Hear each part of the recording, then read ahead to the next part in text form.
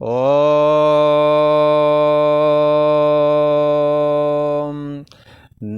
ओम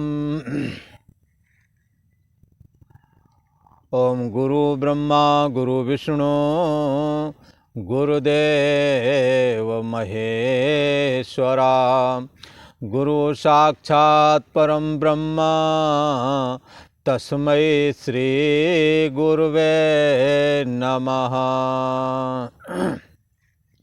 ओम सतगुरुदेवाय नमः। योगेश्वर श्री कृष्ण भगवान की जय। ऐं सरस्वत्यै नमः। पूर्व का प्रसंग चल रहा है। ये यथा माम प्रपद्यन्ते तांस तथैव भजाम्यहम् मम वर्तमान वर्तन्ते मनुष्याः पार्थ सर्वशः। आप ईश्वर का, परमात्मा का जैसी श्रद्धा रखते हैं वैसा ही उसका दर्शन भी पाते हैं। ये यथा माम प्रपद्यन्ते, भगवान कहते हैं आप जैसे मेरी शरण ग्रहण करते हैं। कोई शरण ग्रहण करता साकार रूप में, कोई शरण ग्रहण करता है परमात्मा की कि मेरे को धन मिल जाए। भगवान धन देने वाले बन जाते हैं। बोला, इसको कहते हैं अर्थार्थी। भगवान के लिए जो साधन भजन किया गया है, जो उनकी शरण ग्रहण की गई, वो इसलिए कि मुझे पैसा मिल जाए, मुझे धन मिल जाए।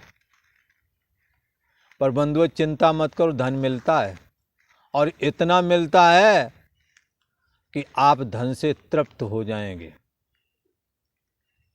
हर स्रोत से धन आएगा, खर्च करते करते थक जाओगे, धन नहीं घटेगा। इसलिए एक कहावत है, ऐसे जो धन के चाहने वाले, जो धन के लिए भगवान का भजन करते हैं, उनके लिए कहते हैं भगवान जब देता है तो छप्पर फाड़ के देता है। बोला, पर एक बात और भी है, जब लेता है तो खाल उधाड़ के ले जब लेता है ना तो खाल उधेड़ करके ले जाता है। धन तो ले ही जाता है, जो मूलधन भी होता है, जो पहले से तोड़ा मोड़ा था वो चिंग गया। इसलिए हमने ऐसे काम नहीं करने हैं कि ईश्वर हम पर कुपित हो और हमारा धन हरण कर ले, हमारा ऐश्वर्य हरण कर ले। ऐसा हमने करना ही नहीं। बोला, तो धन चाहने वाले, जैसे भागवत में एक प्रसंग आता है, ये जो ध्रुव महाराज थे, इनके पिता का नाम उत्तानपाद था।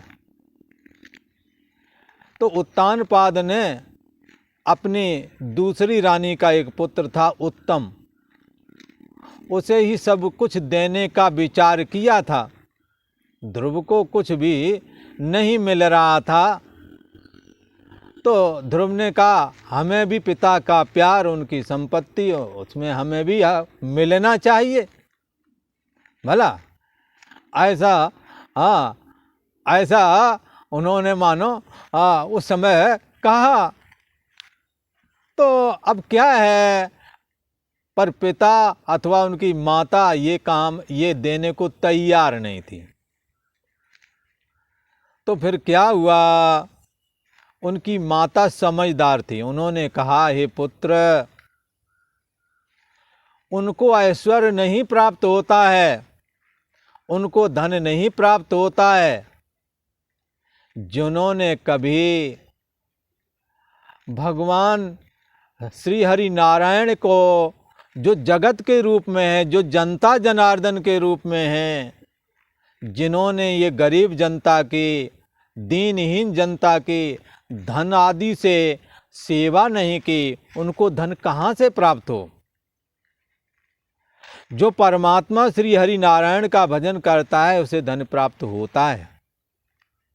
यदि तुम्हें धन ही चाहिए तो पुरुषोत्तम श्री हरि नारायण का तुम स्मरण करो।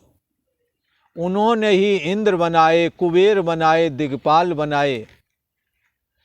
उनकी शरण में जाओ, वो ही जगत के पिता हैं। उनकी गोद में बैठो, लौकिक पिता की गोद में क्या बैठना। तो धन के चाहने वाले लोग, ध्रुव ये चाहते थे कि मैं भगवान से ये राज्य गद्दी प्राप्त कर लूं, पर बंधुओं, जीव की बुद्धि क्या सोच सकती है? जितना सोच सकती है उतना ही सोच सकती है। ईश्वर की बुद्धि महान है, ईश्वर महान है। उन्होंने ध्रुव को राज्य तो दिया ही, बाद में सतलोक दिया, जहाँ पर ध्रुव पद उन्हें प्राप्त हुआ, जिसकी परिक्रमा सप्त ऋषि भी करते हैं। इंद्र आदि दिक्पाल की तो बात ही छोड़ो, सभी परिक्रमा करते हैं, सप्त ऋषि भी करते हैं। इतना दिया कि सबसे ऊंचा पद, राजपद मांग रहे तो उन्हें ध्रुव पद मिल गया, सबसे ऊंचा पद मिला। इसलिए यदि धन चाहते हो, धन के लिए आप भजन करते हैं, तपस्या करते हैं, बंधुओं धन आपको मिलेगा, पद मिलेगा, और ऐसा मिलेगा जिसकी आप, इतना अधिक मिलेगा जिसकी आप कल्पना नहीं कर सकते। वो राजा का पद चाहते थे, भगवान ने उन्हें ध्रुव पद दिया, जिसका कभी नाश नहीं होता। राज तो नष्ट हो जाते हैं पर ध्रुव पद नाश नहीं होता, ऐसा कहा। इसलिए ये धन के चाहने वाले हैं। ये यथा माम प्रपद्यन्ते, आप जैसे भजन करेंगे परमात्मा भी वैसे ही भजन करेगा। अच्छा, एक तो ये लोग हो गए धन वाले। आप धन के लिए करें, आप परमात्मा आपको धन देने वाला मिलेगा, धन देने वाला ही परमात्मा आपके पास आएगा, पद देने वाला ही। और ना दिखे तो, किसी ने कहा ध्रुव को तो दिख गए देने आए, पर महाराज हमारे लिए, अरे तुम्हारे लिए कोई जरूरी नहीं, परमात्मा है, आपको जो चाहिए वो मनोकामना पूर्ण कर देंगे। इसी प्रकार से कोई दुख से छूटना चाहता है, आप दुख से छूटना चाहते हैं, आप आपत्ति से छूटना चाहते हैं, आप परमात्मा का स्मरण करो, परमात्मा आपत्ति से छुड़ाने वाला बन करके आएगा। आप क्या ज्ञान प्राप्त करना चाहते हैं, आपको परमात्मा ज्ञानवान होकर के मिलेगा, योगी होकर मिलेगा, गुरु मूर्ति धारण करके मिलेगा। इसलिए आप जैसे भजन करोगे आपको बस परमात्मा वैसे ही दिखेगा। आप साकार के रूप में भजन करना चाहते हैं, साकार होकर के दर्शन करो, दर्शन देगा। जैसे गोपियों का भजन तपस्या इतना हुआ कि भगवान स्वयं जाकर के उनके साथ रास क्रीड़ा विलास आदि किए। तो वो निर्गुण परम ब्रह्म परमात्मा जो सबके बुद्धि देश का साक्षी है, वो बाहर प्रकट होकर के गोपियों की मनोवांछा जो थी उसको पूर्ति करता है। आप जैसे भजन करेंगे परमात्मा आपको वैसे ही देखेगा, वैसा ही करेगा। किसी ने कहा कर्म, हमें तो यहाँ लौकिक कर्मों में सिद्धि प्राप्त करना, लौकिक कर्म में सफलता प्राप्त करनी है हमें। तो बंधुओं, लौकिक कर्म यदि करना है और आपको मैकेनिकल कर्म में सिद्धि प्राप्त करना है, आप विश्वकर्मा की पूजा करो। विश्वकर्मा की पूजा करने से, विश्वकर्मा जयंती आती, दीपावली के लगभग सभी औजारों की, मशीनरियों की पूजा होती है, बोला।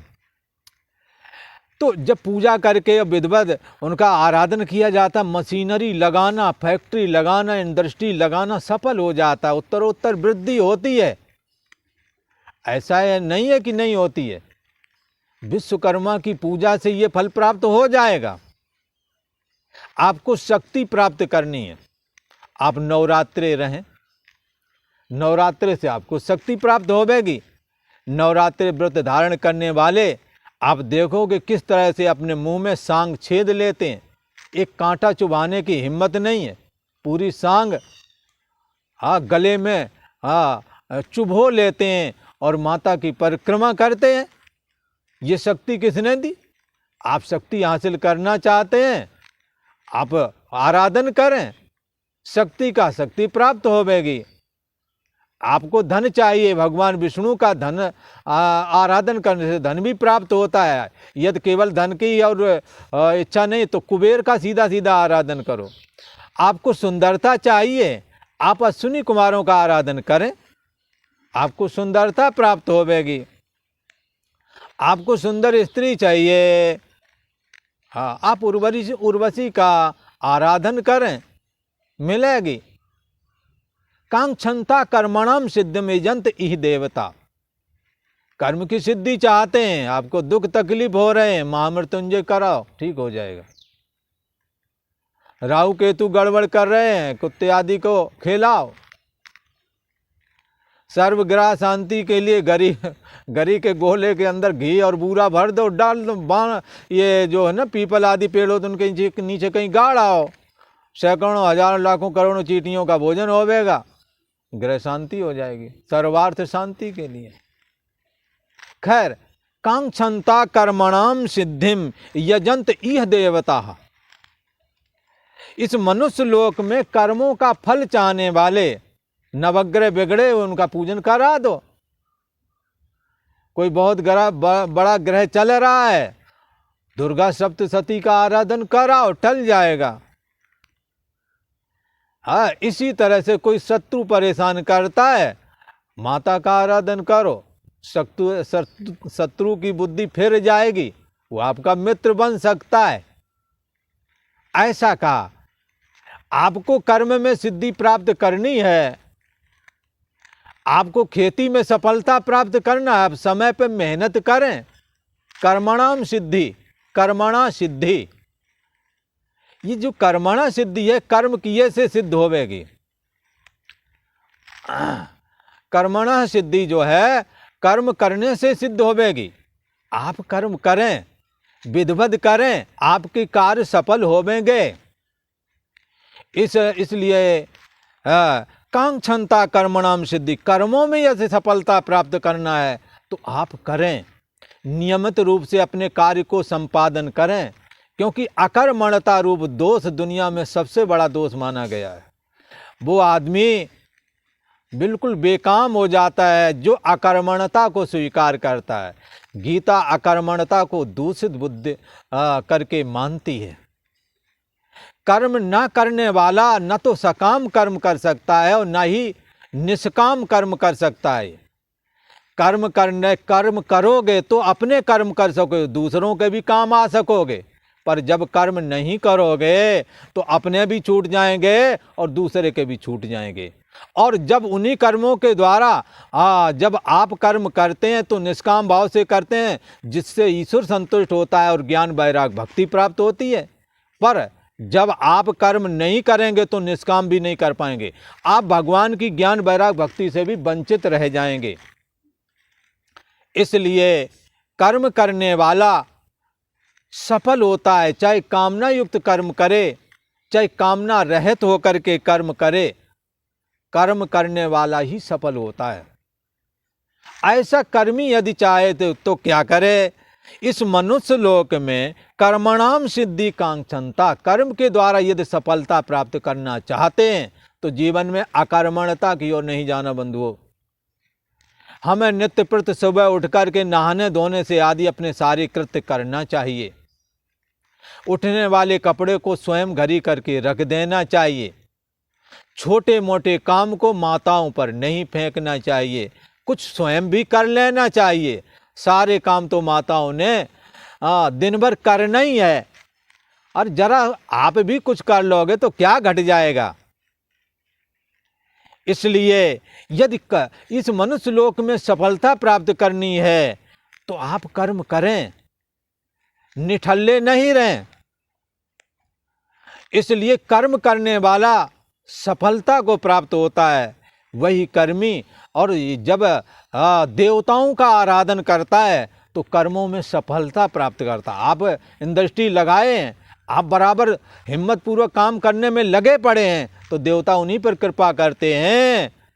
जो कर्म करता है निठल्लों पर कृपा नहीं करते। इसलिए कर्म करने वाला सफलता को प्राप्त होता है, देवता उनके ऊपर अनुग्रह करते हैं, ऐसा कहा। इसलिए इहि मानुषे लोके कर्मणाम सिद्धिम कांक्षन्ता। इस मनुष्य लोक में कर्मों के फल को चाहने वाले लोग देवताओं का देवता यजन्ते, देवताओं का पूजन करते हैं। क्योंकि कर्मजः सिद्धिम क्षिप्रम भवति, कर्मों से उत्पन्न होने वाला जो कर्मों से उत्पन्न होने वाली जो सिद्धि है वो शीघ्र ही प्राप्त हो जाती है। ईश्वर की प्राप्ति के लिए जन्म जन्मांतर लगते हैं, पर बंधुओं कर्म के द्वारा आपने खेती की और 3 महीने बाद फसल तैयार, कर्म का फल आ गया। ठीक है ना। आपने मेहनत की, दीवारें खड़ी की, मकान बन गया, कर्म का फल आ गया। इसी प्रकार से आपको कोई रोग दोष दुखी कर रहा था, आपने महामृत्युंजय किया, इस कर्म का फल आ गया, आप ठीक हो गए। इस तरह से इसी प्रकार से और भी तरह तरह के देवताओं का आराधन कर्म अपने अपने कर्मों की सिद्धि के लिए किया जाता है। जैसे लक्ष्मी वृद्धि के लिए, लक्ष्मी हमारी भरपूर रहे, बड़ी रहे, श्री सूक्त का जाप करो, बनी रहेगी। विघ्न बाधाएं पीछा नहीं छोड़ती है। और श्री वक्रतुंड महाकाय कोटि सूर्य समप्रभा निर्विघ्नम कुरमे देव सर्व कार्येषु सर्वदा। जब कर लो इसका, विघ्न कट जाएंगे भला। तो देवताओं का यजन आप अपने कार्य सिद्धि के लिए कर सकते हैं। और उन कर्मों के द्वारा उत्पन्न होने वाली जो कर्मों से उत्पन्न होने वाली जो सिद्धि है वो इस साधक को शीघ्र ही प्राप्त हो जाती है, ऐसा कहा। और कर्म करते समय कर्तापन लगता है, मैंने किया, ऐसा आता है मन में। तो इसने कहा, किसी ने कहा ये जगत भी किया हुआ है, किसी ने किया है, किसी ने बनाया है। किसने बनाया, कैसे बनाया, कैसे विभाजन किया, ऐसी शंका होने पर कहते हैं। और क्या कह रहे हैं भगवान? कहते हैं चातुर्वर्ण्यम मया सृष्टम गुण गुण कर्म विभाग सा तस्य कर्तारमपि माम विद्य कर्तारमव्ययम्।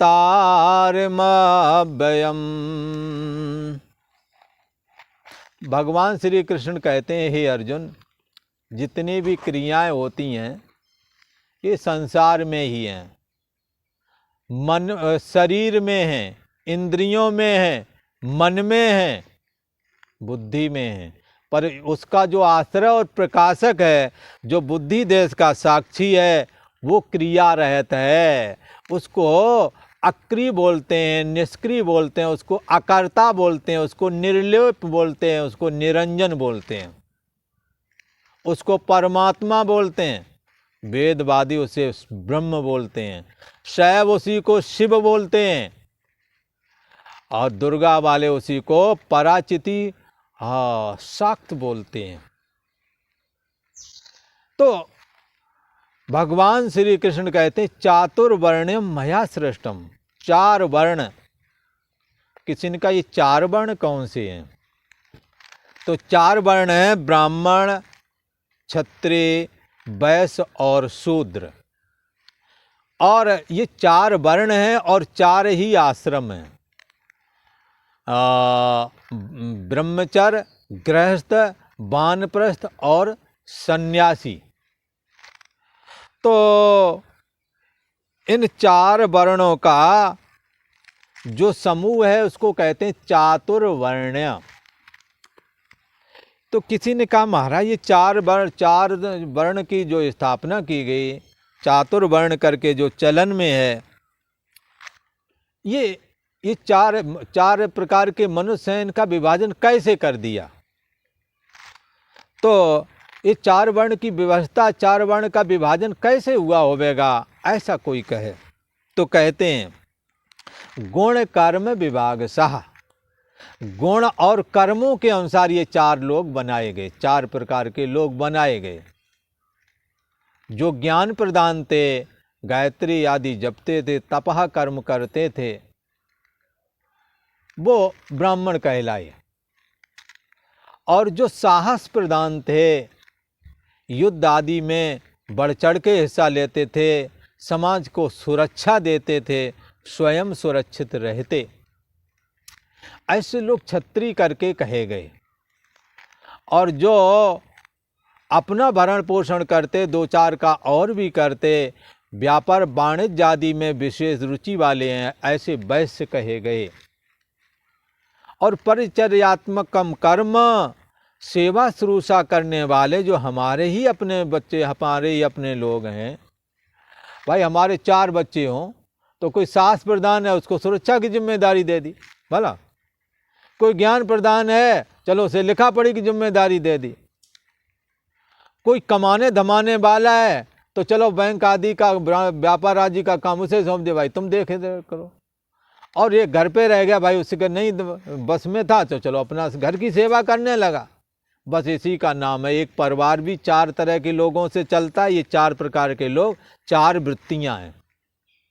ये 4 प्रकार के लोग कोई अलग से नहीं, ये 4 प्रकार की वृत्तियां ही 4 प्रकार के लोग हैं।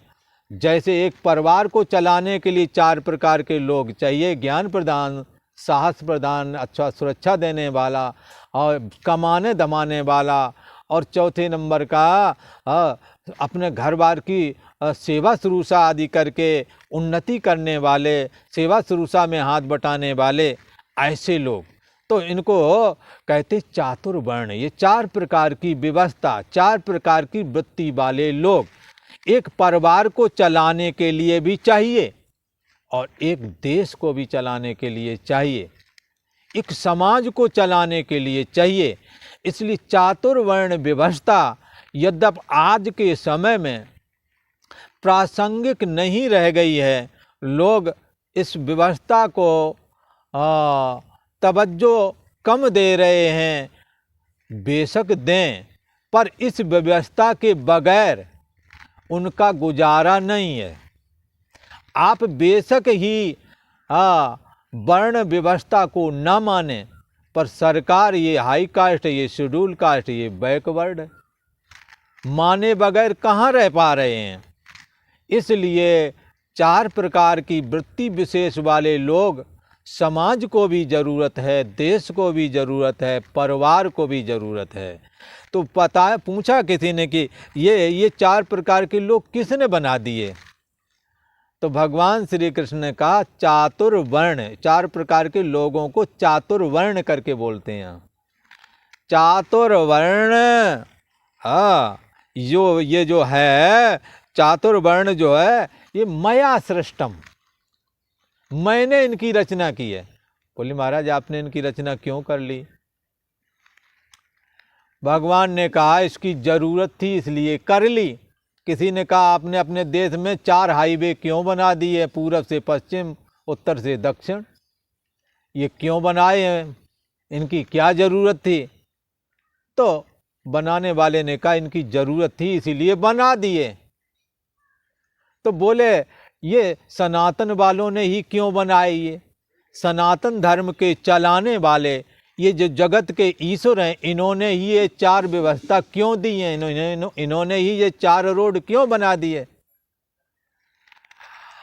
तो इसलिए बनाए। बोले चलो भगवान श्री कृष्ण थे, अपने घर के लिए बना लेते, अपने परिवार के लिए, तुमने सबके लिए ऐसा क्यों कर दिया? कोई ऐसा कहे? भगवान श्री कृष्ण ने कहा हम तो वसुदैव कुटुंबकम, सारी दुनिया को अपना परिवार मानते हैं।